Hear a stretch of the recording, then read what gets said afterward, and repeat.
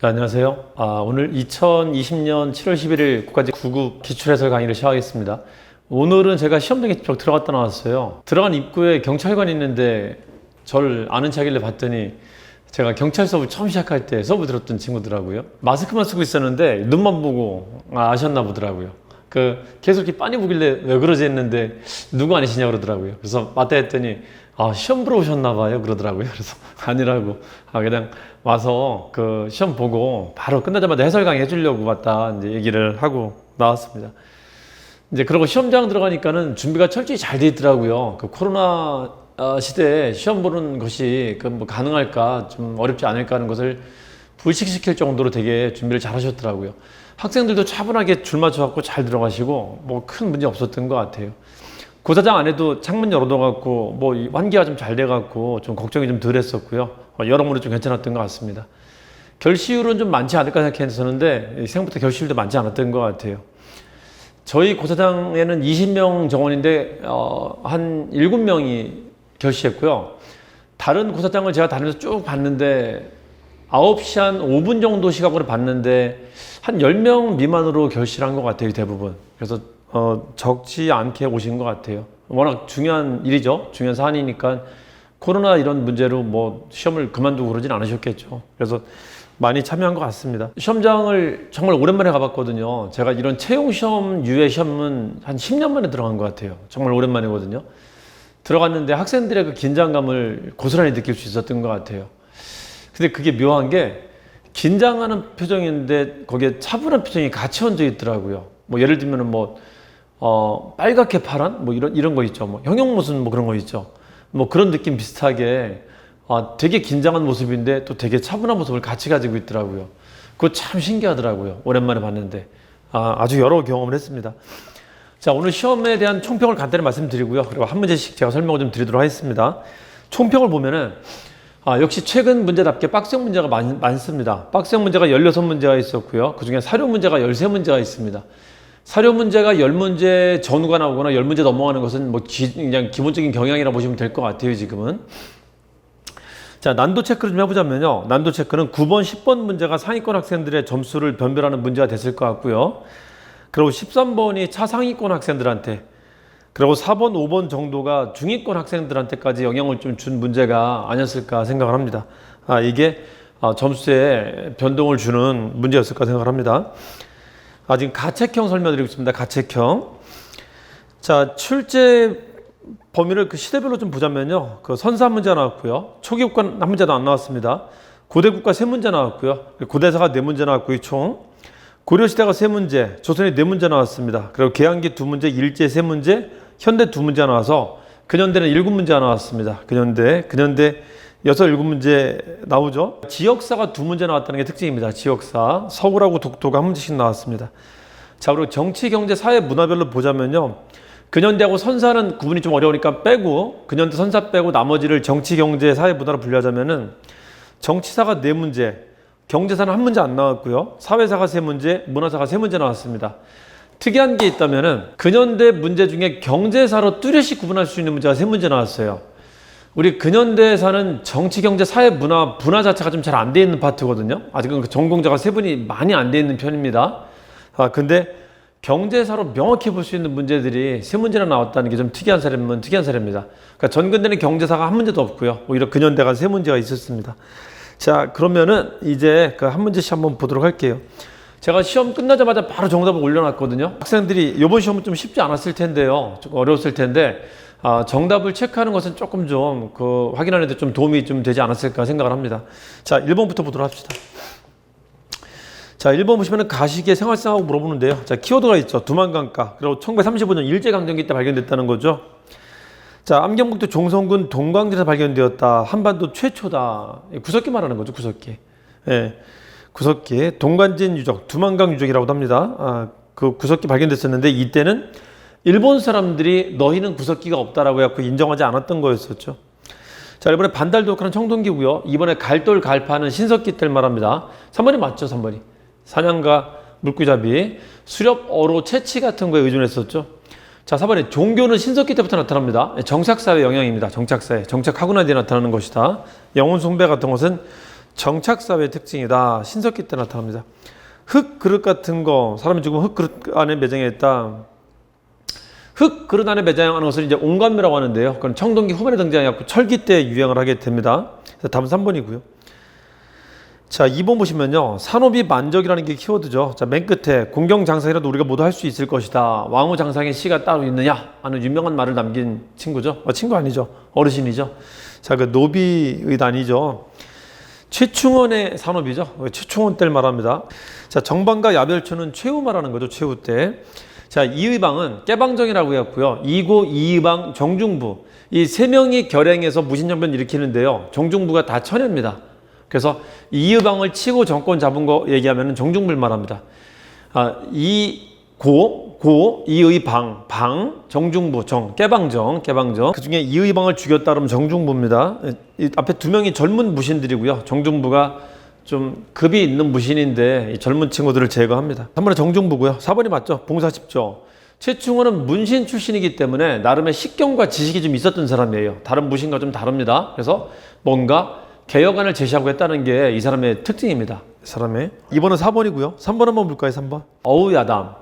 17세기 초기 실학자 중에 여러분들이 기억하셔야 될 분들이 있는데 16세기는 성리학자가 잘 나오죠. 그 이기론으로 구분하는 사람들 있잖아요. 리 쪽이냐 기 쪽이냐 해갖고 이현적, 서경덕, 이황 그리고 이 같은 사람들. 그리고 조식은 여기 좀 많이 치우치지 않았던 사람들. 자, 그리고 17세기는 성리학자가 아니라 초기 실학자라는 사람이 있어요. 성리학이 주류로 가고 있고 약간 아웃사이더 쪽에서 초기 실학이라는 게 있었는데 성리학이 너무 주류가 돼가니까요. 마음이 좀 허해지는 사람들이 있어요. 허한이유, 이슈라고 합니다. 허한이슈. 허균, 한백겸, 이지함, 유몽인, 이수광이 있는데 유몽인이 쓴 책이 야사류 책이 있어요. 야사류 책이. 그게 어우야입니다. 어우야담. 자, 17세기. 이거는 이제 사상가를 말하는 거고요. 사상가 주류는 성리학자가 주류가 돼가고 있고 실학자 흐름이 조식과 서경덕 같은 사람들의 흐름이 이어지고 있었어요. 근데 이 사람들이 인조 반정으로 주류가 되면서 이 사람들은 거의 몰락하게 됩니다. 자, 그건 사상가고요. 자, 문학은 크게 주류 문학과 비주류 문학이 있는데요. 주류 문학을 관료 문학이라고도 해요. 관료 문학. 그리고 비주류 문학을 아웃사이더 문학이라고도 하는데요. 방해인 문학이라고도 합니다. 이게 15세기 때부터 이것도 쩝 발전해 가다가 17세기는 이런 제야 문학 같은 것도 집대성하는 현상이 나타나요. 그걸 잘 보여주는 게 어우야담가 그리고 대동야성이라고 해갖고 대동야성은 여태까지 있었던 야담을 다 모아놓은 전집 같은 겁니다. 그래서 합치면 야동이라고 해요. 야동. 17세기 때는 문학적으로 보면은 제야 쪽 문학에서 제야 쪽 문학이 집대성되는 경향을 보인다는 게 특징입니다. 15세기는 같이 발달하다가 16세기 때는 주류 문학이 이것도 성리학 문학으로 발달하게 돼요. 그걸 도문일치라고도 하는데 되게 재미없어요. 자, 문학에도 정신이 있어야 된다는 겁니다. 제야 문학이 쭉 발달하고 있었다. 여기 제야 문학은 서거정 그리고 성현 같은 사람이 있습니다. 자, 그리고 17세기 때 제야 문학을 이끄는데 17세기는 제야 문학이 집대성되는 특징을 보인다. 이것도 좀 기억을 좀 해두시고요. 1번은 17세기죠. 야담 작필이라고 성행했다. 자, 이번에 유서류로 불리는 백과전서 하면은 후기 특징입니다. 후기. 자, 우리 중세를 종교국가라고 하는데요. 근대는 탈종교국가고요. 크게 보면은 고대, 중세, 근대라는 개념이 있는데, 고대는 저기입니다. 고대는 전쟁 국가고요. 중세는 이제 전쟁 좀 덜해. 전쟁이 아니라 여기는 이제 학식 있는 사람들이 이끄는 국가인데요. 그걸 문신이라고 하는데, 이 학식 있는 사람들의 학식이 대부분 종교적 학식이에요. 그래서 종교국가라고도 합니다. 종교국가. 그래서 중세 시기는 유일 가치를 강조하게 돼요. 유일한 가치를. 이걸 탈피하는 게 근대라고 하는데 여기는 이제 가치의 다원화 같은 게 나타나게 됩니다. 그래서 그 종교적 사회를 벗어나는 걸 근대라고 해요. 근대. 그걸 보여주는 대표적인 문학 현상이 뭐냐면은 백과전서라고 합니다. 백과전서. 브리테니카 같은 거 있죠. 우리나라의 동국문헌비고 중국의 고금 도서 집성 같은 것들 있잖아요. 이게 가치의 다원화, 다양화를 보여주는 것들입니다. 이게 후기를 뜻하는 말입니다. 자, 그래서 백과사전이 널리 편찬되었다. 백과사전 하면 후기입니다. 앞에 무슨 수식어 있잖아요. 뭐 음악백과사전, 의학백과사전 것처럼 한 가지로 한정하는 게 아니라면은 유서로 불리는 백과사전이 널리 퍼졌다면은 후기 용어입니다. 후기. 자, 동문선이 맞죠? 동문선이 15세기 때 관료 문학을 상징하는 겁니다. 여태까지 있었던 우리나라 문학을 총 집대성한 문학이죠, 저게. 그래서 15세기 때 관료 문학의 성과를 상징하는 게 뭐다? 그러면 저 뭐라고요? 동문선입니다. 서거정이 하죠. 서거정이 또 설화문학 같은 것도 만들어요. 그래서 여기 제야문학도 있습니다. 서거정은 서거정 성현 같은 사람이 제야문학으로 유명하고요. 3번 보시면은 15세기 때까지는 자주성이 좀 있었어요. 그래서 우리 문학의 독자성을 강조했습니다. 거기에 우리나라 문학을 모은다라는 글이 있잖아요. 동문이란 뜻이 그겁니다. 동이 한국, 문은 문학. 한국 문학 전집이라는 거예요. 그래서 우리 문학도 뛰어나다라는 걸 보여주려고 한 겁니다. 자주성을 보여주려고 한 겁니다. 자, 3번도 조선 후기죠. 중인층을 중심으로 시사가 결성되어 문화 활동을 했다. 중인문화 발달도 후기입니다. 서민문화 발달도 후기고요. 자, 그중에 중인문화는 양반 따라잡기 문학이 발달해서 주로 시 쓰는 것, 시집 편찬이나 시사 결성 같은 게 많았었다는 게 특징이죠. 자, 4번 한번 볼까요? 군신, 부자, 부부, 붕호, 장애 윤리는 자, 세 번째 줄 도가 된다. 자, 5번째 기가 된다. 신의 변혁을 꾀하고자 하는 것은 기이지 도가 아닙니다. 윤선학의 상소인데요. 이 동도서기를 상징하는 대표적인 상소입니다. 윤선학과 김윤식의 상소가 아주 유명합니다. 김윤식의 상소도 요 근래 자주 나오시니까 반드시 봐주셔야 돼요. 반드시 봐주셔야 됩니다. 서양 종교를 받아들이려고 하는 것은 아니다. 하지만 기술을 받아들이려는 것이다. 하는 말이 있습니다. 그게 척합이 철거 전교를 내리는 글인데요. 그 글이 김윤식이 쓴 글입니다. 그 두 개가 아주 유명하고 중요하니까 꼭 잘 기억해 두세요. 자, 1번은 척사세력 말하는 거죠. 이거는 동도서기 개화세력입니다. 자, 2번 동도서기도 근대문물 수용하는 사람들입니다. 개화파들입니다. 3번에 갑신전변. 이거는 개화파 중에 급진 개화파를 말하는 거죠. 변법 개화파를 좀 다른 세력입니다. 그래서 자, 문제는 동도서기 온건 개화파를 묻고 있는 것이고요. 4번에 우승열패 사회진화론이라고 하는데요. 사회진화론은 우리나라에 1890년대쯤 들어온 걸로 파악을 합니다. 1890년대 후반에 대한제국 시기 때쯤에 들어온 걸로 봐요. 그래서 이때 영향을 미칠 수 있었던 건 아니에요. 이건 1880년대 초반에 있었던 글이고요. 그래서 사회 진화론의 영향을 받은 것이다 라고 하면은 주로 이제 계몽운동가들 말합니다. 계몽운동가들. 1890년대 가서야 들어오는 겁니다. 양계초라는 사람의 은빙실문집이라는 그 글의 영향을 받았다라고 합니다. 자, 답은 2번이고요. 자, 5번 한번 볼까요? 개경내의 사람들이 억실에 걸렸으니 마땅히 뭐를 설치하자. 자, 두 번째 이들을 치료하고, 세 번째 시신을 묻기도 한다. 맨 끝에 굶주린 백성을 진율하기도 한다. 이게 키워드가 첫 번째죠. 사람들이 역질에 걸리고 난 다음에 설치하는 거잖아요. 이걸 뭐라고 한다? 우리 지금 말하면 질병관리본부 같은 겁니다. 그래서 재난이 발생했을 때 설치하는 재난대책본부 같은 걸 말하는 겁니다. 재난대책본부 같은 것을. 의창이 아닌 건 알 수 있겠죠. 우리 당시에 그 복지제도는 크게 두 가지가 있습니다. 하나가 의료복지가 있고요. 의료복지는 병원하고 약국이 있습니다. 이 병원이 대비원이고요. 약국이 해민국인데 여기는 입원이라는 걸 하기 때문에 치료 플러스 의복이나 음식도 준다는 말을 합니다. 여기는 약 처방한다는 말을 하고요. 자, 일반 복지는 주로 대출을 말하는데요. 일반 구휼제도는 이건 의료 구휼제도고요. 여기는 특징이 이게 창고라는 게 있습니다. 창이라는 게 의창하고 상평창이 있죠. 이건 대출을 위한 제도입니다. 그래서 곡식이 적어졌을 때 곡식을 내주기 위해서 곡식을 쌓아두고 있는 대출 제도를 말하는 것이고, 이거는 도시에 한정해서 도시의 물가라는 것을, 특히 곡식 물가를 잡기 위해서 만든 제도입니다. 좀 다르고요. 이거는 곡식을 가지고 창고에 있던 곡식을 내주는 방식을 말하는 거고, 또 하나가 제2보라고 해갖고, 이 보는 원래 그 기금을 말하는 건데요. 이 기금은 여러 가지 용도로 사용될 수 있습니다. 종보도 있고요. 종 만드는 기금, 학부도 있고요. 공부하는 기금, 팔관보도 있습니다. 팔관회를 개최하기 위해서 모아뒀던 기금, 여러 가지가 있는데 그 중에 구휼제도로서의 기금도 있다는 거죠. 그게 제2보인데, 제2보는 재난이 발생하고 난 뒤에 사후적으로 만드는 게 아니라요. 기금은 뭔지 아시잖아요. 미리 대비해 두는 겁니다. 미리. 그래서 제2보도 아닌 걸 알 수 있겠죠. 의창은 창고, 곡식 창고를 말하는 거고요. 제2보 아니고, 해민국은 약처방하는 약국이고요. 그래서 4번에 구제도감이 맞습니다. 임시기구입니다. 도감은. 어떤 때 설치하는? 재난이 발생했을 때 설치하는 임시기구입니다. 계속 두는 거 아니고요. 그때만 설치하는 것이다. 답은 4번입니다. 6번 한번 볼까요? 6번. 자, 장수, 왕, 군사 3만 건들고 백제를 친구 왕대인 이직을 함락시켰다. 개로왕을 살해했다. 자, 우리 그 삼국시대 때 왕을 살해했다는 게 그 타국과의 전쟁에서 왕을 살해했다는 게 딱 3번 있는데요. 국내 반란으로 죽은 거 말고요. 자, 고구려 백제 신라. 처음에는 둘 간의 관계였었습니다.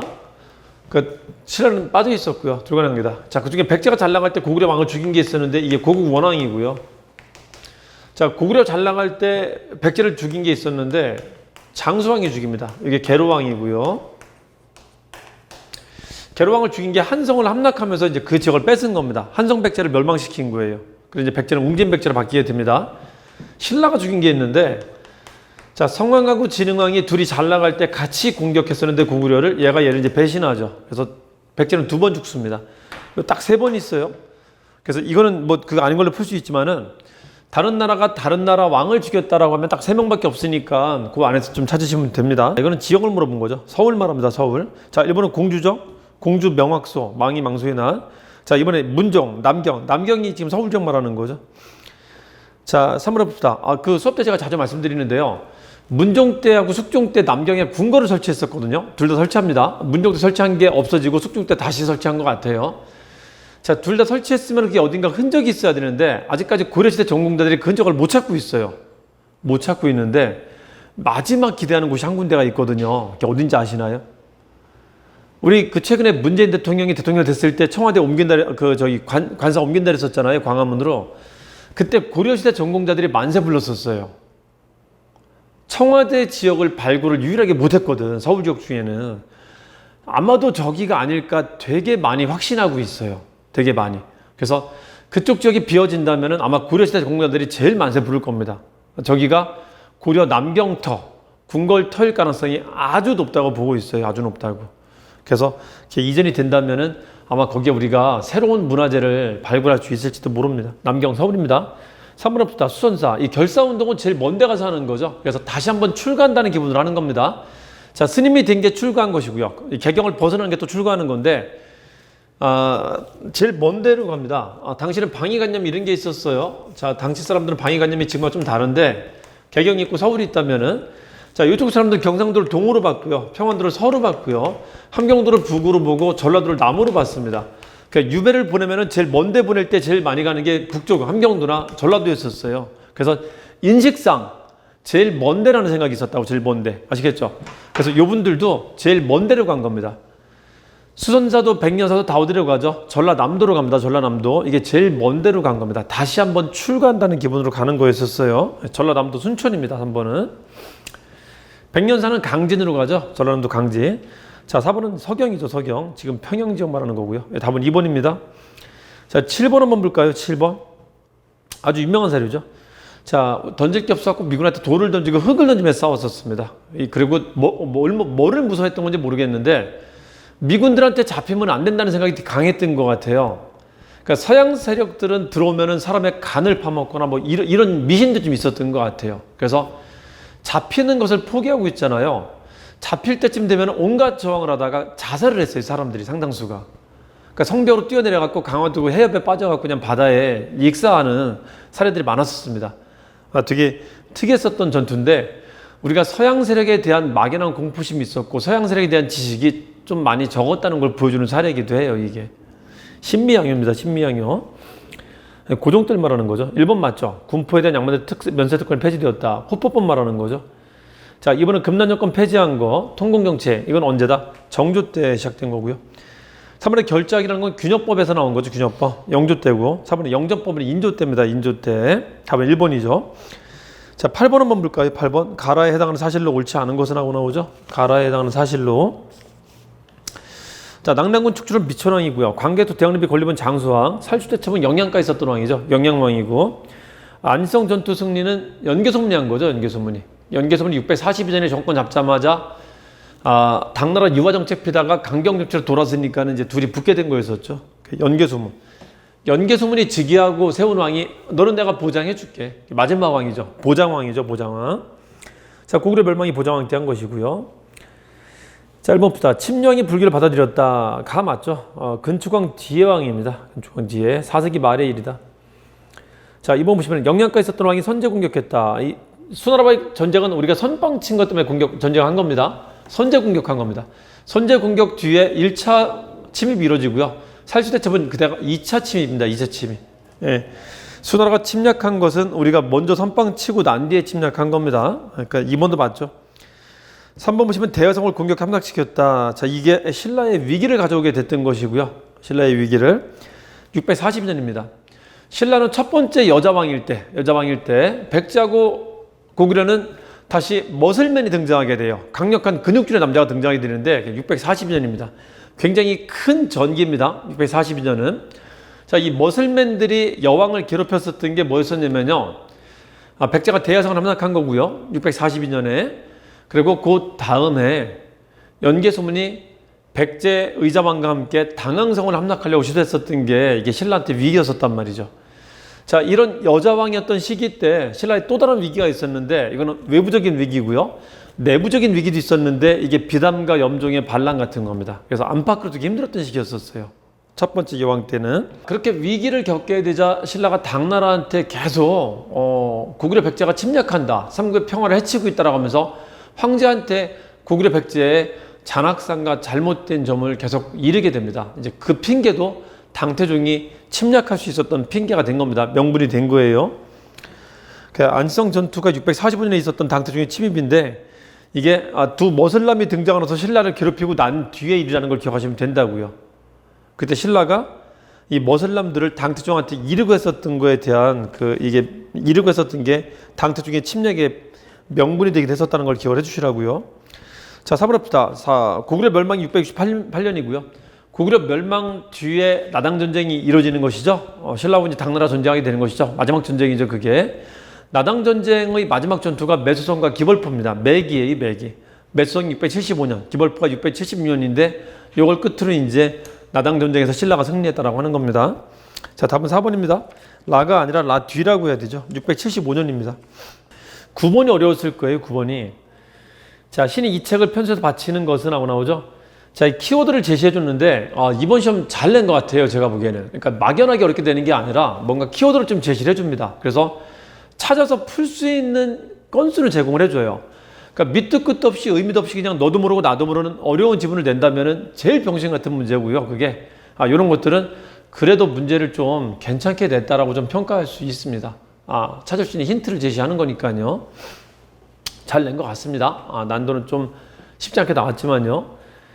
자, 두 번째 줄 보시면요. 중국은 반고부터 금국에 이르기까지. 반고는 중국의 신화 속의 인물입니다. 그러니까 중국의 시작할 때를 말하는 것이고, 자, 동국은 한국 말하는 거죠. 단군부터 본조에 이르기까지. 이게 아주 중요한 키워드죠. 단군부터 본조까지.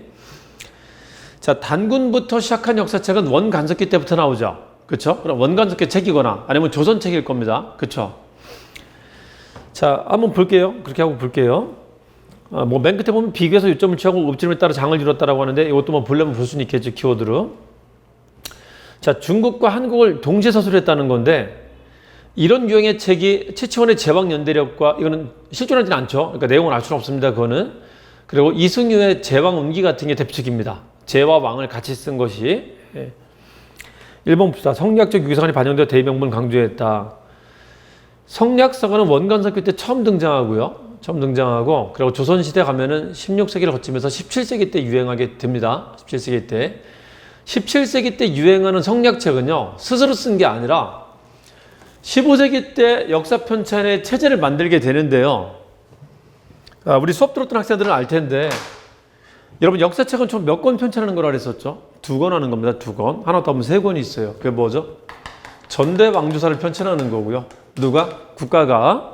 두 번째, 통사를 편찬하는 겁니다. 통사. 이게 바로 고조선부터 어디까지라고 하는 겁니다. 이게. 아시겠죠? 세 번째, 굳이 얘기하면 이런 게 있어요. 당대사라는 게 있습니다. 당시대 역사 쓰는 게. 국가에서 편찬하는 역사책의 특징입니다. 딱 3권 편찬하는 겁니다. 3권.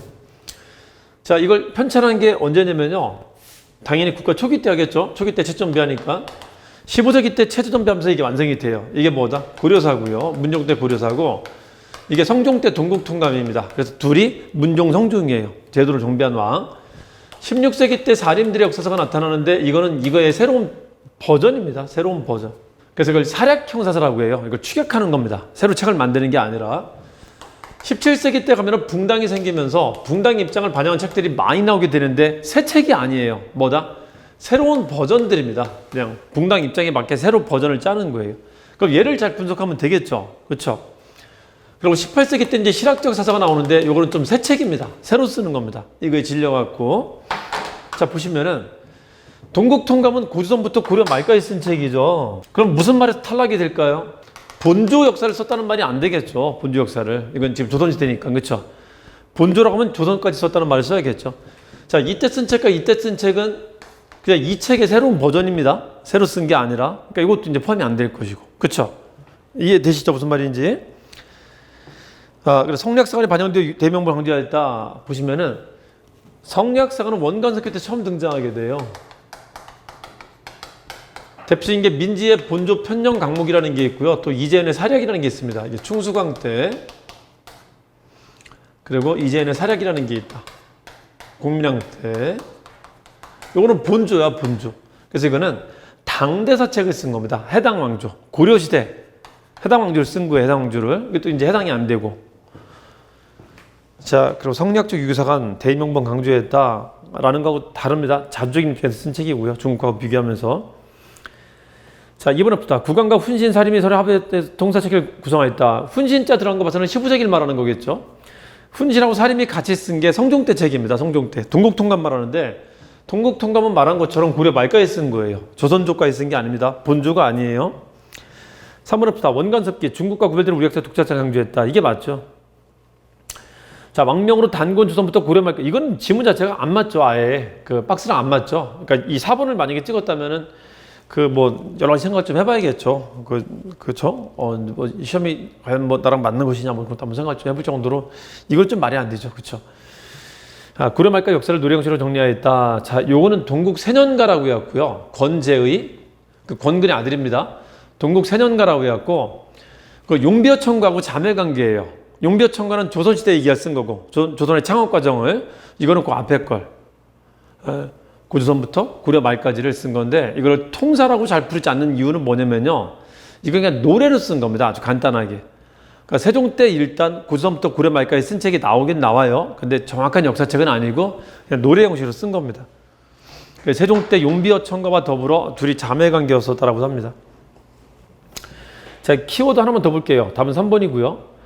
두 번째 보시면은 중국은 반구부터 금국에 이르기까지라고 하는데 금국이라고 하면은 금국이 존재할 때는 원나라 전까지잖아요. 원나라 전까지. 그쵸? 그것도 만약에 키워드로 볼 수 있었다면은 많이 뛰어난 학생일 겁니다. 시기를 앞에서 제안해주고 있다. 그리고 여기는 단군부터 본조까지 쓰고 있다라는 말을 써갖고 두 번째 또 키워드를 제시해줬고요. 이승유의 제왕운기가 충렬왕 때까지 쓴 겁니다. 그러니까 해당 시대까지 가능했던 이유가 뭐냐면요. 단순한 시로 썼기 때문에 해당 왕조까지 자기가 생존하고 있었던 그 왕 때 일까지 쓸 수 있었던 거예요. 이승유의 제왕기가. 다음 3번이고요. 자, 10번 보시면요. 해방 직후의 경제 상황을 물어본 건데요. 이건 진짜 순수한 그냥 경제상 문제죠. 해방 직후의 경제 상황을 설명하는 것은 세 가지 요인이 있는데 하나가 해방되고 나서 독립하던 해외에 살던 사람들이 막 들어와갖고 인구가 갑자기 급증했다는 거죠. 나라 해방됐으니까 조국으로 돌아와야 되잖아요. 두 번째가 남북이 분리됐다라는 겁니다. 남북이 분리되면서 일본 놈들이 전시공업화 정책을 필 때 있죠. 전시공업화 정책이 북한 위주로 발달시켰단 말이에요. 그래서 이것도 영향을 줍니다. 남북이 분리되면서 남한 쪽에는 생산시설이 많지 않았었어요. 그래서 공장과 전기 같은 것들이 북쪽에 몰려 있었기 때문에 이것도 남한에 영향을 미치게 됩니다. 세 번째가 이제 미군정의 정책입니다. 이게 경제에 영향을 미친 세 가지 요인이에요. 미군정의 정책까지. 미군정의 정책은 자유주의 국가이기 때문에 자유방임 정책을 핍니다. 그럼 필요했던 돈 같은 걸 얻으려고 원래 그렇게 하면 안 되는데 쉬운 방식으로 화폐를 많이 짓게 돼요. 인플레를 크게 유발하게 됩니다. 인플레는요. 조선 총독부가 마지막으로 퇴장할 때 있죠. 일본 사람들이 여기 남겨놓은 재산들을 많이 팔고 갈 수 있게 돈을 또 많이 찍어냅니다. 돈을 교환해 갈 수 있게. 그래서 이때 인플레가 많이 한번 만들어질 계기가 있었고 이것까지 이어지면서 인플레가 되게 극심해집니다. 그리고 조선 총독부 마지막에 전쟁 중이었었잖아요. 전쟁 중이라 통제 경제를 유지했었는데 그게 배급이었었거든. 공출 배급 같은 게 있었거든요. 빼공, 배급 공출 빼공 이게 있었는데 자유방임 정책을 핍니다. 인플레는 이어지고 있고요. 요것 때문에 이제 사람들이 분노해갖고 미국의 경제정책 실패에 대해서 이제 많이 저항을 하게 돼요. 그 저항을 했었던 대표적인 게 대구 인민항쟁이고요. 11항쟁이라고 하는 1946년에 이게 대표적인 사례입니다. 9월 총파업, 공산당에 의한 9월 총파업을 이어서 대구에서 인민항쟁으로 이어지게 됩니다. 자, 요런 상황들을 지금 묻고 있는 겁니다. 1번부터 해외로부터 기환인이 급증했다. 2번부터 38조선 분리가 생산에 크게 위축되게 만들었다. 이 맞고요. 세 번째, 미군적인 정책. 이 세 가지가 해방 후의 경제를 설명하는 세 가지 요인입니다. 가장 대표적인 화폐를 과도하게 발행했다. 맞죠? 4번에 미국 수집제 폐지를 주장하는 시위가 있었다라고 하는데 미국 수집제를 폐지한 것 때문에 문제가 된 거예요. 그 미군정 시기 때 자유방임 정책을 폈단 말이죠. 그러니까 배급제를 없앴단 말이에요. 배급제 없애갖고 돈 좀 있는 사람들이 이제 곡식을 사들인 겁니다. 그러니까 배급제에 익숙했었던 경제 시스템을 썼는데 갑자기 확 풀어버리니까요. 돈 있는 사람들이 쌀을 매덕매덕한 거예요. 그러니까 없는 사람들은 쌀값이 엄청 뛰게 되겠죠. 이제 그 상황에 이때 민중들이 살기 힘들다고 이제 많이 소요 사태를 일으키고 미군정에 반대하고 했었던 게 이런 정책들에 이어지는 내용입니다. 그 핵심에 있었던 게 인민항쟁이고요. 46년 10월 1일에 있었던. 자, 3번에 미국 수입제 폐지했다. 폐지를 주장하는 시위가 있었던 게 아니라 미군의 정책 자체가 자유방임 정책을 핍니다. 토지개혁은요. 1946년 3월에 북한이 토지개혁을 먼저 실시하면서 이게 남한에 영향을 주면서 토지개혁에 대한 요구나 그런 분위기가 나타나게 됩니다. 그래서 46년에 미군정이 입법기구라는 걸 따로 만들게 돼요. 이거를 실현해 보려고. 물론 거기에 한민당 세력이 많이 들어가고 이제 잘 되진 않지만요. 입법기구라는 게 그래서 46년에 화두가 됩니다. 이런 요구들이 많았었기 때문에 입법기구를 주장한 게 좌우합작위원회에서 실원 측에서 입법기구를 주장했다가 그거 이제 무시하고 10월에 주장했다가 12월에 미군정이 남조선 과도 입법위원회라는 걸 따로 만들게 되죠. 그래서 46년은 입법기구라는 게 화두였었던 시기라는 걸 기억을 좀 해두셔야 됩니다. 자, 요것 때문에 그런 것이다. 요것 때문에. 북한이 했었던 개혁을 우리도 합시다! 이렇게 막 주장하고 있었으니까요. 자, 그건 언제? 북한이 토지 개혁을 1946년 3월에 하고 난 뒤에 46년에 이른바 민주개혁이라고 하는 개혁을 추진하고 난 뒤에 남한에 불이 붙여지는 겁니다. 남한에. 자, 다음 4번이고요. 자, 11번 한번 볼까요? 밑줄 친 왕의 제2기간하고 나오죠. 자, 나라 안에 여러 군인의 공부를 바치지 않으니 창고가 비어버렸다. 사신을 보내 독촉하자 도둑이 벌떼치를 났다. 원종과 애노에나 이게 우리나라 기록상 최초의 밀란이죠. 진성기 왕 때 말하는 거죠. 자, 일본이 최근에 잘 나오는 건데요. 자, 9세기와 10세기를 구분하는 문제 최근에 잘 냈었단 말이죠. 자, 후삼국의 성립과 발해 멸망은 몇 세기다? 10세기 때 일입니다. 진성기 왕은 언제죠? 9세기 말 때입니다. 이 둘은 병립 못해요. 호족이 등장한 것은 진성기 왕 때가 맞지만요. 호족들이 국가를 세운 것은 언제라고요? 10세기 때입니다. 10세기 때. 그러니까 후삼국이 성립되고 발해가 멸망하고 이런 것은 10세기 때고 진성기 왕은 9세기 말 때입니다. 9세기와 10세기 구분하는 문제가 요 근래 아주 잘 나왔습니다. 자, 이번엔 신문왕이죠. 3번이 맞죠? 자, 3번은 흥덕왕 때고요. 흥덕왕 때. 자, 9세기 초반에 흥덕왕 때다. 다음은 3번이고요. 자, 12번은 우리 기출부가 부록편에 있는 그 지역사 문제를 몇 문제 풀고 나면 금방 풀 수 있는 문제죠. 독도에 관한 문제들 나왔던 걸 그냥 모아 놓은 겁니다. 자, 은주라는 지역에서 시청, 보고 들은 이야기를 모아 놓은 기록이라는 거고요. 삼국 제방 지도는 한중일에 대한 그 지도를 그린 건데 거기도 독도를 우리 땅으로 그려놓은 것이고요. 자, 태정관이 강화도 조약을 체결하고 난 뒤에 강화도 조약을 체결하면 한일 간의 관계가 이제 다시 이슈가 될 거 아닙니까? 그 이슈가 됐을 때 독도 지역이 누구 거냐라는 그 질문이 있었었는데 그 태정관이라는 관청에서 그러니까 당시 최고 관청입니다. 우리나라 그 비변사 같은 최고 관청이었었는데 그 관청에서 독도는 우리 일본 땅과는 관련이 없다라고 지들이 명확히 얘기를 했었다라는 거죠. 근데 그건 문제가 좀 쉬웠던 게 문제 자체는 어려울 수 있지만은 재심은 너무 쉬웠었죠. 리을만 제끼면 풀 수 있는 거였었죠. 자, 시마네온 고시는 일본이 비로소 지네 땅이라고 우겼었던 거였었잖아요.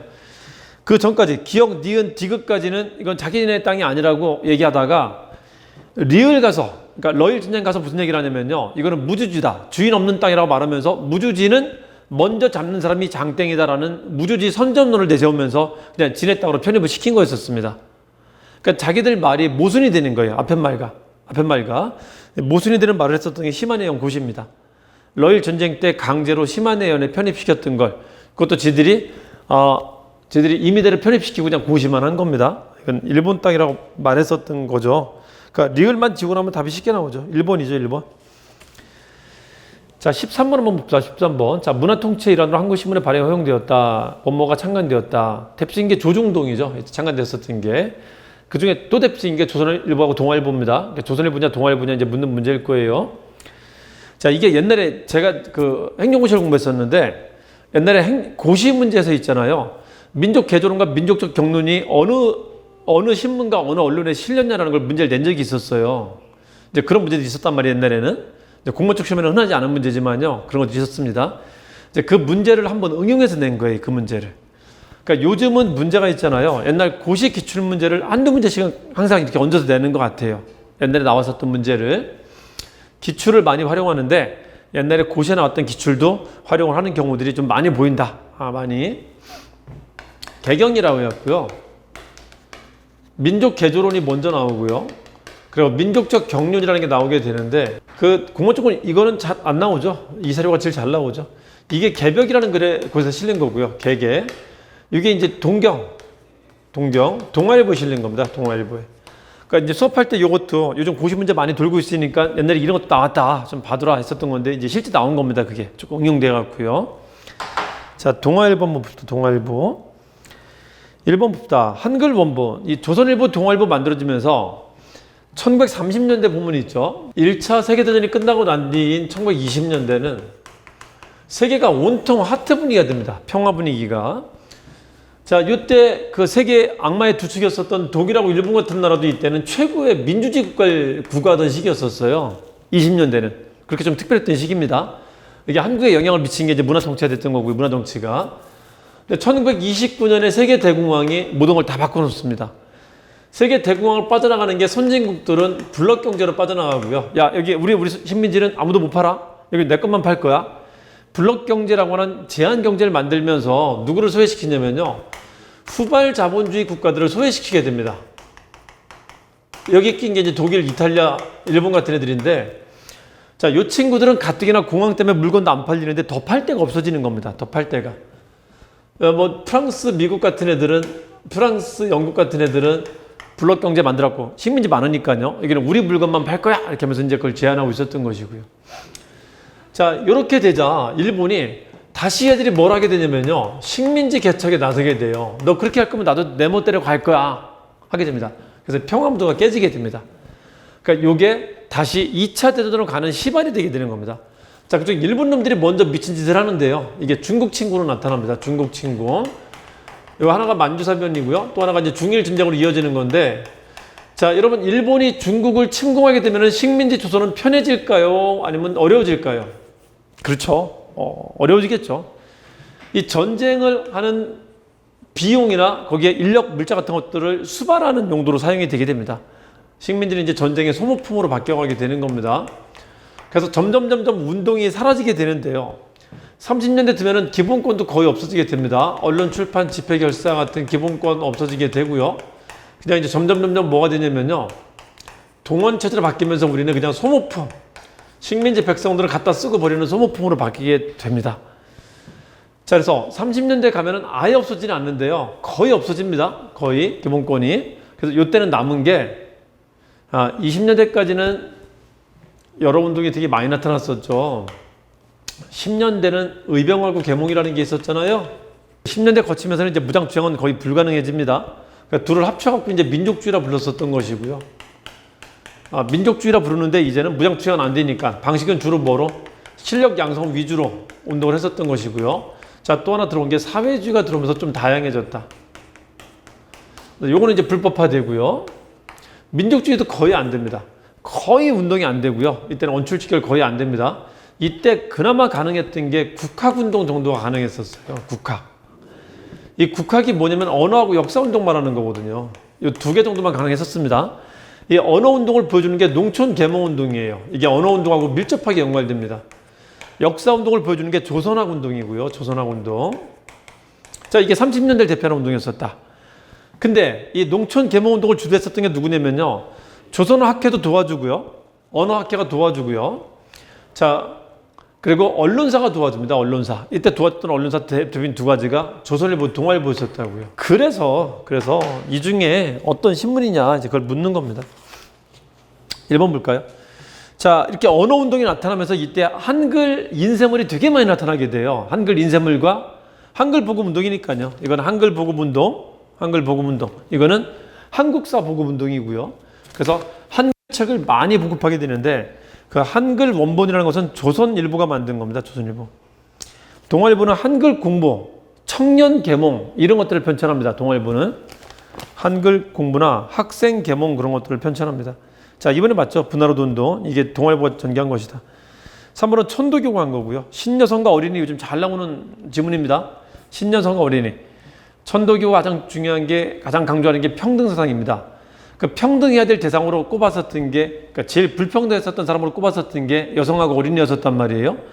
그러니까 일제강점기 때 여성운동과 어린이운동을 주도한 게 누구냐? 그러면은 천도교라고, 천도교. 어린이날도 천도교가 처음 만들잖아요. 그렇죠? 3번은 잘 나오니까 잘 기억해두세요. 요즘 아주 잘 나옵니다. 3번은 천도교고. 4번에 신간의 본부 같은 역할을 한 건 조선일보 말합니다. 조선일보. 조선일보 세력하고 합쳐진 거거든요. 그래서 그 본부 같은 역할을 합니다. 자, 답은 2번입니다. 1번, 4번이 좀 생소했을 건데요. 3번은 항공사 등록검정 시험하고 공무원 시험에 자주 나오고 있었고요, 최근에. 2번이 상대적으로 조금 풀기 편해갖고 이것도 푸는데 많이 지장은 없었을 거라고 봅니다. 답은 2번입니다.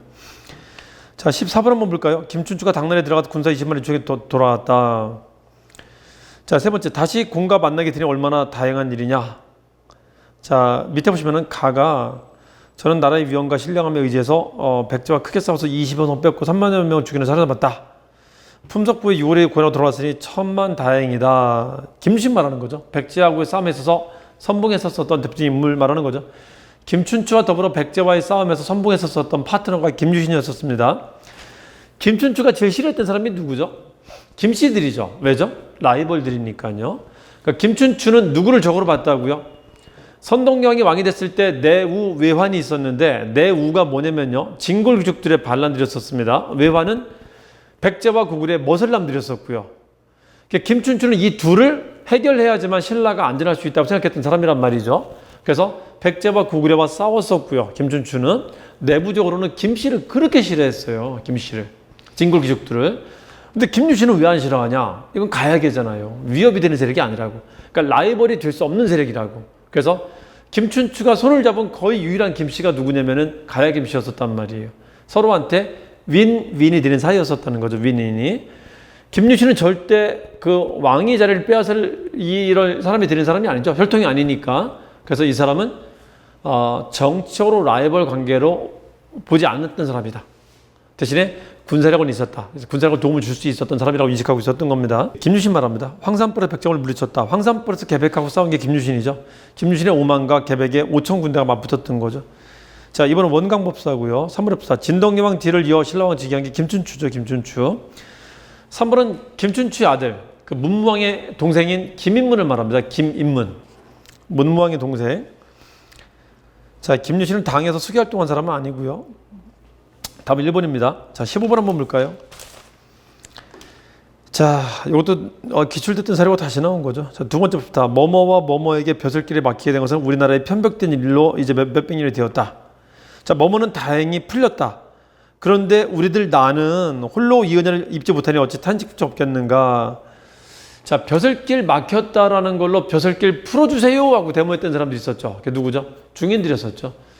우리 조선에서 차별받던 대표적인 존재들이 누가 있었죠? 신분제는 점점 완화되는 과정입니다. 고대부터 고려, 조선 거치면서 완화되고 있었는데 일단 법적으로 유일한 차별받는 존재는 일단 노비였었죠. 자, 노비 빼놓고 조선에 들어와서 차별받기 시작한 존재들이 누가 있었죠? 조선은 여자 윤리를 되게 강조했었던 나라였었잖아요. 그래서 부정한 여자의 자손들이 취업의 제한을 받기 시작합니다. 서얼과 재간여 자손 같은. 그래서 서얼이 조선에 들어와서 되게 독특한 신분으로 자리 잡게 돼요. 잘 나옵니다. 그 서얼들이 후기쯤 가니까는 이제 그 막혔었던 관직 진출의 제한을 풀어달라고 요구하는 겁니다. 그 서얼들이 성과를 내자 기술직 중인도 그럼 나도요 하면서 같이 얘기를 했던 겁니다. 이게 중인들의 소총운동을 말하는 겁니다. 소총운동. 가는 서얼이고 나는 기술관을 말하는 거죠. 기술관은 결국 실패하게 되죠. 서얼들은 아빠가 양반이잖아요. 그 양반 피를 얻었으니까 양반을 갈 수 있는 게 되지만 기술관은 원래 중인이잖아, 원래. 그럼 니들까지 그러냐 하면서 얘들은 안 됩니다. 쪽수도 적었고요, 쪽수도. 자, 1번부터 서울의 신분상소운동은 기술관한테, 기술직 중인한테 자극을 주었다. 맞죠? 2번부터 수차례 걸친 집단 상소를 올렸었다. 18, 19세기 때 상소를 되게 많이 올리게 됩니다. 이거를 소청운동이라고도 합니다. 3번부터 규장각 검서관, 유득공 박재가 이동무는 서울 말하는 거죠, 서울. 나가 아니라 가라고 해야 되죠. 자, 4번에 기술직에 종사했다. 이 사람들도 나중에는 재력을 바탕으로 신분상승 운동을 해나갑니다. 그게 안 되자 문학에 빠지게 되는 겁니다. 중인 문학이 발달하게 되는 거예요. 자, 다음은 3번이죠. 16번 한번 볼까요? 사상. 자, 사람의 곧 하늘이다. 세 번째 줄. 우리 도인은 차별 없애고 선사의 뜻을 받들어 생활하기 반다. 동학 말하는 거죠. 인내천 말하는 거죠. 인내천. 자, 동학이 사람을 차별하지 않을 수 있었던 가장 중요한 그 논리가 뭐냐면요. 동학은 있죠. 동학은 여자라고 어린이라고 함부로 보지 말라고 했었는데 실제 그것을 도인들이 지킵니다. 그러니까 동학을 조금 공부를 해보시면요. 되게 고차원적인 종교임을 알 수 있어요. 그 당시 서학과 더불어 가장 평등 사상이 뛰어났었던 게 동학이었습니다. 동학과 서학이. 그래서 많은 억울한 사람들한테 어필한 게 동학과 서학이 되게 어필을 많이 하게 돼요. 하층민들한테. 이 평등 사상 때문에. 자, 어떻게 평등 사상을 얘기했었냐면요. 동학은 있죠. 모든 사람들이 있죠. 사람으로 보지 말라는 겁니다. 이 사람들이 곧 뭐다? 하느님이라는 거예요. 하느님. 하늘님이라고 하죠. 동학은. 하늘님. 내가 이 사람을 하늘님으로 본다면, 이 사람을 하늘님으로 본다면 과연 이 사람을 내가 함부로 대할 수 있겠냐라는 거죠. 못 대한다는 겁니다. 어린이라고 함부로 대하지 말라는 겁니다. 이 사람은 뭐다? 하늘님이라는 거예요. 하늘님이 이렇게 계시는 겁니다. 여성도 마찬가지예요. 여성을 하늘님이라 생각한다면 내가 이 사람 함부로 대할 수 있을까요? 못합니다. 그래서 당시 우리나라 사회에 있잖아요. 평등 사상을 많이 펼치거나 그 기반을 넓히는데 정말 크게 기여한 게 뭐냐 그러면은 서학도 있지만은 동학이 정말 크게 기여합니다. 동학이. 이걸 일제강점기까지 이끌고 와서 어린이 운동과 여성 운동을 계속 지속하고 있는 겁니다. 그래서 당시 우리가 전근대적인 계급사회에서 근대적인 평등사회로 나갈 수 있는데 정말 크게 기여했을 만한 사상으로 꼽아라 그러면은 서학도 있지만은 동학이 굉장히 크게 기여했을 거란 말이죠. 그 기능을 이제 부정은 못한다는 겁니다. 동학이 그래서 근대사상이라고 하는 겁니다. 되게 근대로 나아가는데 기여를 했을 거라고 봅니다. 자, 1번 봅시다. 동학은 1860년대 철종 때 개창합니다. 철종 때. 순조 즉위 후에 탄압은 아니고요. 2번 맞죠? 자, 동학의 교주를 제시카라고 하죠. 제시카. 최재우, 최시영, 그리고 손병희. 손병희가 천도교로 바꾸죠. 제시손이라고 합니다. 제시손. 자, 최재우가 4년 만에 죽어요. 혹세무민의 죄명으로 4년 만에 죽게 되는데 그 다음에 교주를 자기 머슴에 썼던 최시영한테 맡깁니다. 자, 그러자 최시영이 최재우가 했었던 말들을 모아갖고 하나는 한문으로, 하나는 한글로 최재우 글을 모아두게 되는데 이게 경전이 된 겁니다. 경전. 성경책이. 자, 이렇게 되면서 최시영 때 엄청나게 동학이 번져나가게 돼요. 최재우 때는 그렇게 크게 번지지 않습니다. 동경대전, 자, 한문판이다. 용담에서 한글판이다. 이 두 가지 편찬합니다. 이게 성경책입니다. 3번 봅시다. 평안도 나는 홍경래란 말하는 거죠. 순조 때입니다. 1811년 순조 때. 시기가 맞지 않습니다. 4번 봅시다. 심지어는 임술논민 운동도 있죠. 임술밀란도 동학하고 관련이 없어요. 최재우가 죽고 난 뒤에 최시영 때 들어서 1880년대 들어갔고 동학이 크게 확산되게 됩니다. 최재우 때는 동학이 그렇게 크게 영향을 미칠 만한 정도가 아니었어요. 확산도 크게 안 됐고요. 자, 임술밀란은 1862년에 있었고 동학은 1860년에 먼저 개창됐지만은 이런 밀란에 영향을 미칠 만한 그런 위치에 있지 않았습니다. 그때는. 그래서 크게 관련이 없다. 임술밀란하고. 그 단성밀란, 진주밀란이 임술밀란의 한 밀란 중에 하나들이죠. 임술밀란은 전국적으로 있었던 밀란, 임술련에 있었던 밀란을 통칭하는 말이죠. 그 중에 시작이 단성이요. 진주가 제일 컸던 걸 말하는 거죠. 진주 밀란 이후에 이제 전국으로 번지게 됐던 거죠. 자, 4번. 여기 영향 미친 게 아닙니다. 답은 2번입니다. 자, 17번을 보자면요. 수출액 100억 달러, 럭키세븐이죠. 77년입니다.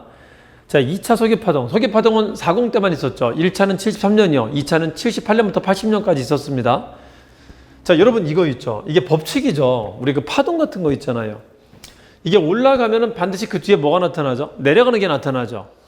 그러니까 석유파동이 되게 세게 왔었는데 2차 때.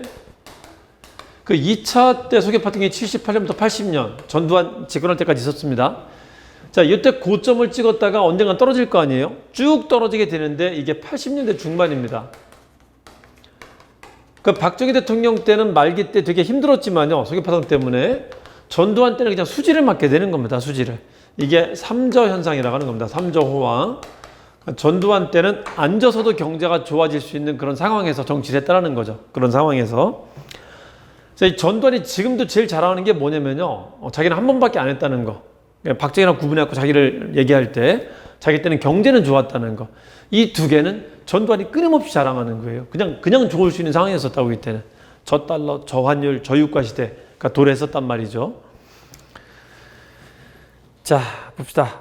경제협력개발기구, 웬만한 국제기구 가입한 건 김영삼 때죠. 1996년입니다. OECD 말하는 거.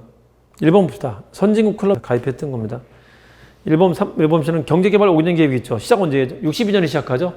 62년에 더하기 5 하면 됩니다. 이렇게 62, 67, 72가 되는데 요게 저기입니다. 3차. 3차. 안 맞죠? 수출 100억이 77년이고 2차 소비 파동이 78년부터 있었으니까 안 맞죠? 2번에 맞습니다. 2번. 3조 호황이 있었다. 3번.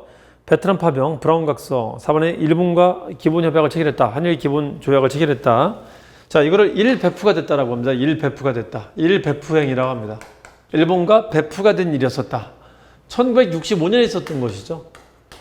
65년은 돈이 들어오는 시기였었습니다. 돈이 들어오는 시기. 일본한테 들어오고 미국한테 들어오게 된다. 자, 베트남 파병은 64년에 비전투병이 있었는데 65년 파병이 전투병이라 이때부터라고 흔히 얘기를 합니다. 여기 65년 한일 기본 협상, 한일 국교 정상화, 베트남 파병. 자, 그러고 난 뒤에 브라운 각서, 돈 안 줄까봐 각서 체결하고요. 행정협정을 체결하는 게 66년입니다. 이게 일배프가 됐다. 일본 배프됐다. 일배부행. 안 맞죠? 60년대죠. 답은 2번입니다. 자, 18번 한번 볼까요? 자, 국채를 변역 또는 사회자산자를 부인한 목적으로 조직하면 혼난다. 이게 뭐죠? 치안유지법입니다. 치안유지법. 자, 치안유지법은 언제 만들어지죠? 1925년에 들어옵니다. 그때 일본에서 만들어지고 들어옵니다. 일제강점기 때 무슨 법자 붙은 거는 다 일본에서 만들어진 겁니다. 우리는 의회가 없었기 때문에 무슨 법자 붙은 게 있었다면 일본과 우리나라가 같이 사용되고 있는 거예요. 그거 아니면 대부분 우리나라는 법이 총독의 명령이 법입니다. 그래서 뭐뭐령이나 뭐뭐령으로 끝납니다. 대부분. 치안유지법 들어온다. 1925년인데요. 일본에서 그 사회주의자를 잡겠다고 만든 법이었었는데요. 20년대에 사회주의가 이제 유행하게 되니까요. 이게 국내도 들어오는데 반체제 인사를 잡는 법이 돼요. 그래서 독립운동가를 색출하는 대표적인 법이 됩니다. 자, 이때부터 빨갱이라는 단어가 나타나기 시작을 합니다. 빨갱이. 이게 한국 역사에 되게 중요한 역할을 하는 건데요. 빨갱이라는 개념이. 20년대는 민족주의가 있고요. 개몽, 의병이 합쳐지죠. 10년대. 합쳐진 거를 그냥 민족주의라고 하는 겁니다. 사회주의가 들어오게 되는데, 자, 20년대 시작했었던 실력양성운동이 대부분 실패로 끝나게 되자 이 사람들이 타협주의로 돌아서게 돼요. 그래서 민족주의가 분열되게 됩니다. 민족주의가. 자, 분열되게 되자, 자, 이 사람들이 총독부를 칭찬하는 글을 자꾸 쓰게 됩니다. 아까 그 이광재 민족적 경륜 같은 것들처럼요. 자, 그러자 이 사람들이 자꾸 언론지상에 한국을 비판하고 총독부를 찬양하는 글을 쓰게 되면은 이 일본의 한국 지배가 영구화될 수 있다라는 거죠. 그러면은 한국인이 한국인을 욕하고 있는 겁니다. 지금은 이렇게 되면 한국 지배가 영구화될 수 있어요. 그러니까 이 사람들의 등장을 막아야겠다라고 했고 색깔이 맞지 않던 민족주의와 사회주의가 함께하는 현상이 나타나게 됐단 말이죠. 우리나라 사람들 두 사람이 있고요. 지금 정부는 누구죠? 일본이죠. 일본의 20년대 정책이 뭐냐면요. 이른바 문화정치라는 걸 표방하고 들어옵니다. 한국인들을 인정해 주겠다는 겁니다. 그래서 기본권도 인정해 줬었어요. 그러니까 언론 출판 집회 결사를 인정해 줍니다. 제한적이나마. 대신에 분열 정치를 피게 돼요. 민족 분열 정치를. 그래서 친일파를 양성하는 데 적극적으로 이제 노력을 기울이게 됩니다. 그래서 한국인을 통해서 한국인이 한국인을 욕하게 만들어요. 그게 이제 이루어진 상황입니다. 그럼 얘들이 민족주의에서 벗어나서 한국인들을 욕하려면 사람들이 다 시뻘겋게 눈 뜨고 보고 있는데 지들도 뭔가 명분이 있어야 되잖아요. 그 명분을 만들어준 게 뭐냐면은 빨갱이라는 말이에요. 빨갱이. 그러니까 이놈들은 빨갱이야. 빨갱이는 혼내도 돼. 자, 쟤들은 욕해도 돼. 이런 논리가 이제 우리나라에서 이 한반도라는 땅에서 처음 나오게 됩니다. 이 논리가 죽지 않고 쭉 살아나게 되는데 1945년 모스크바 3장의 결정 이후에 찬반탁 운동 와중에 이게 극적으로 강화되게 돼요. 그래서 한국의 좌우를 규정짓는 개념으로 자라나게 됩니다. 아주 중요한 사건이 이 두 가지가. 이게 한국판 정치의 좌우를 설명할 수 있는 굉장히 중요한 그 기저가 됩니다. 틀이 됩니다. 네, 참고서만 알아두시면 좋을 까 제가 말씀드렸습니다. 자, 일본의 조선태양령은 1910년대죠. 12년에 만들어졌다가 20년, 3년도 쉽게 없어집니다. 안 맞고요. 경성제대는 22년에 2차 교육령이 만들어지고요. 2차 교육령에 근거해서 밀립대학 설립운동이 23년에 나타나고요. 그 밀립대학 설립운동을 방해하기 위해서 24년에 만든 겁니다. 24년에. 22년, 23년, 24년. 그 차례대로 기억해 주세요. 자, 물산항해운동을 20년에 시작하죠. 평양에서 조만식이 20년에 시작합니다. 자, 사문화법다. 학도 지연명제도 이게 중일 전쟁 이후에 있었던 것이죠. 맞습니다. 이거는 법령이 실시된 기간을 말하니까요. 25년 시작해갖고 계속 있었던 거니까요. 맞습니다. 답은 4번입니다. 1, 2, 3번은 그 앞에 있었던 것이고요. 19번 볼까요? 자, 첫 번째 향전이라고 있네. 됐죠? 뭐죠? 조선 후기 문구 있죠? 자, 1번 향전 전개 속에 수령권이 강화되었다. 맞죠? 자, 이 수령은 누구 편을 들어주죠? 구양하고 신양 중에 구양이 사족, 신양이 그 분홍들인데 분홍 편을 들어주죠. 사족들을 잡으려고요. 사족들의 권한이 약해지면서 수령 권한은 더욱 강해지고 있습니다. 자, 이번부터 신양층 역시 누구랑 손을 잡죠? 수령과 향리층과 손을 잡게 됩니다. 즉 관건과 결탁하게 돼요. 그래서 향임직을 차지할 때 매향의 방식으로 향임직을 차지하기도 하고 그럽니다. 향임직을 사구파는 방식으로요. 돈만을 들이니까요. 3번에 경제소와 유향소는 전기용어입니다. 선조 때 경제소가 혁파되는데 그거 혁파될 때 유향소가 향청으로 바뀌게 돼요. 그래서 경제소와 유향소라는 용어는 전기 때 사용한 용어라는 걸 기억하시면 됩니다. 선조 때 없어집니다. 선조 때. 4번 봅시다.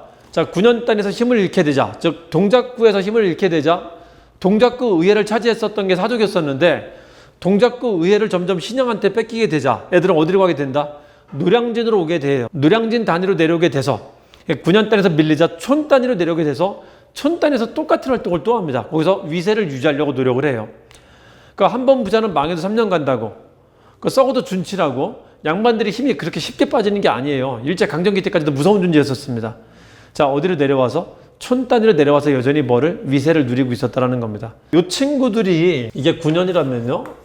동작구청, 관아가 있고요. 동작구 의회, 이게 유향소죠. 사족들이 장악했던 기구죠. 향약, 신앙공동체죠. 자, 이런 걸 만들어서 사족들이 힘을 키워왔었다면은, 자, 그리고 서원이라는 학교를 만들어갖고 재생산도 계속 가능했었고요. 자, 이게 9년 단에서 안 되게 되자 이제 촌 단위로 내려오게 되는 겁니다. 촌 단위로. 조그만 마을 단위로. 자, 마을 단위 내려와서 똑같은 활동을 하는 겁니다. 향약 대신에 동약, 동네에서 동계 같은 걸 실시하고요. 자, 그리고 서원은 가문 중심의 서원이나 사후 같은 곳을 촌 단위에다 다시 많이 만들게 돼요. 그리고 집성촌, 동성촌을 많이 만들면서 지들이 또 또이또이 뭉치게 됩니다. 자, 9년 단위에서는 의회에서 뭉쳤다면요. 지금 말하면 동작구 의회에서 뭉쳤다면은, 유향소 같은 데서 뭉쳤다면은, 여기는 이제 그냥 집성촌을 일구면서 촌 단위로 뭉친다라는 게 특징입니다. 단위만 달라지는 것이지 하는 짓거리는 똑같다라는 거예요. 하는 짓거리는 여전히 자기 옛날 생각 가지고 지위를 유지하려고 했었다. 맞죠? 4번은? 동기와 동료를 통해서 향촌사에 대한 영향을 유지하려 했었다. 맞습니다. 답은 3번이고요. 자, 마지막 문제 한번 보도록 할게요. 자, 20번 보시면요. 이후의 사실이라고 되어 있죠. 이후의 사실. 그 시기 묻는 문제는 체크 잘 하셔야 됩니다. 이전인지 이후인지 배경인지 결과인지 체크 잘 하셔야지 실수 안 해요. 잘 나오는 사료죠. 자, 국정교과서에 있는 사료입니다. 중영, 미소, 캐나다, 대일 선전. 일본 놈이 서양 사람과 싸운다 그러면 두 가지가 있는데요. 하나가 러일 전쟁. 그 러시아만 나오는 거죠. 그거 위에 서양 사람이 여러 군데가 나오면은 무조건 뭐다? 2차 대전입니다. 2차 대전. 자, 일본의 두 번째 줄도 키워드죠. 추축국에 선전한다. 독일, 이탈리아, 일본은 추축국이라고 하죠. 2차 대전 때 적국들을. 자, 그래서 2차 대전 때 상황을 말하는 겁니다. 자, 일본이 태평양 전쟁을 일으키자 우리나라가 일본한테 선전포고한 겁니다. 태평양 전쟁 직후에 썼던 겁니다. 1941년에 반포한 겁니다. 대일 선전포고문입니다. 자, 1번 봅시다. 조선 의용대 병력을 통합했다. 42년이죠. 3번에 봅시다. 영국군하고 인도 미얀마전에 참여했었던 것은 43년이죠. 3번에 자, 독화군이라고 하죠. 독화군.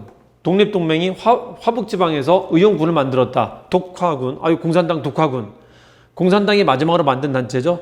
독립동맹이 화북지방에서 의용군을 만들었다. 그럼 독화군. 42년이죠. 자, 그래서 의용대가 광복군에 합류하면서 의용대가 사라질 때 의용대가 화북지방에는 의용군으로 바뀌었어요. 그래서 관내 군대가 광복군, 의용대 두 개가 있다가 결국 다시 두 개로 되는 겁니다. 이제는 광복군하고 의용군 두 개만 남게 되는 겁니다. 그 중에 의용군이 북한으로 가게 되고요. 광복군이 남한으로 오게 되는 겁니다. 해방되고 난 뒤에. 3번은 42년입니다. 일본하고 같은 시기입니다. 4번에 보시면 김구 주소는 단일 지지체 만들었다. 김구 주석제 40년 말하는 거죠. 4차 기업 말하는 겁니다. 40년. 대한민국 건국 강령은요. 태평양 전쟁 바로 직전에 발표한 거예요. 태평양 직전에. 뭐 그까지 물어볼 생각이 있었던 건 아니겠지만은 그것도 구분이 되는 겁니다. 태평양 전쟁 직전에 있었던 것이고, 그리고 대일 선전포고문은 직후에 썼던 겁니다. 우리 역사일지 책 보시면은 거기에 그걸 구분해 놨습니다. 그냥 시간 순서대로 책을 정리를 해 놔갖고요. 시간 순서 올라가는 대로 내용을 적어 놨죠. 그 태평양 전쟁을 하나의 기점으로 잡아서 그 전에 있었던 일을 먼저 서술하고 후에 있었던 일을 뒤에 서술하잖아요. 거기에 딱 눈에 보이게 이렇게 돼 있죠. 그걸도 풀 수 있었을 것이고요. 답은 4번이 맞죠. 자, 여기까지 해서 오늘 시험 보신 분들을 위한 그 기출 해설을 마치도록 하겠습니다. 오늘 문제가 쉽지 않았어 갖고 많이 좀 고생을 했을 텐데요. 그 다른 과목은 난도가 어땠는지 제가 잘 모르니까 전체적인 난도는 아직은 잘 모르겠습니다. 지금 이걸 빨리 한다고 지금 바로 와서 한 거라. 행정법하고 행정학은 제가 한번 슬쩍 봤어요. 제가 옛날에 10년 전에 공부할 때 이제 봤었던 걸 한번 슬쩍 봤는데, 이게 뭐지? 싶어 그냥 바로 덮었습니다. 그러고, 설명할 때 이제 뭐 해줘야지만 좀 적고 있다가 나중에 시간이 좀 남아갖고 이제 잠깐 좀 묵념하고 이제 그러고 준비해온 것을 지금 설명을 좀 드리고 했던 겁니다. 부디 어려운 시기에 그 시험을 보러 가셔갖고 어렵게 고생하면서 시험을 좀 보셨을 텐데 부디 좋은 결과들을 얻으셨기를 좀 바랍니다. 그리고 코로나 시국에 공부하는 것도 쉽지 않고 밖에 나가는 것도 쉽지 않을 텐데 여태까지 좀 잘 버텨오시고 다른 사람들한테 피해 가지 않게 아마도 잘 여러분들은 활동 많이 하지 않으면서 이 코로나 시국에서도 여러분들이 좀 주변 관리 같은 것들 잘하고 자기 관리 같은 것도 잘 하셨을 것 같아요. 그런 것도 좀 감사하게 생각을 드리고요. 자, 그 고생한 것에 대해서는 꼭 보람을 좀 얻으시길 바랍니다. 그래서 발표 났을 때 좋은 기분으로 결과를 좀 내셨으면 하고 바랍니다. 자, 저는 여기서 오늘 해설 마치도록 하겠습니다. 다음에 다시 뵙도록 하겠습니다. 자, 수고하셨습니다.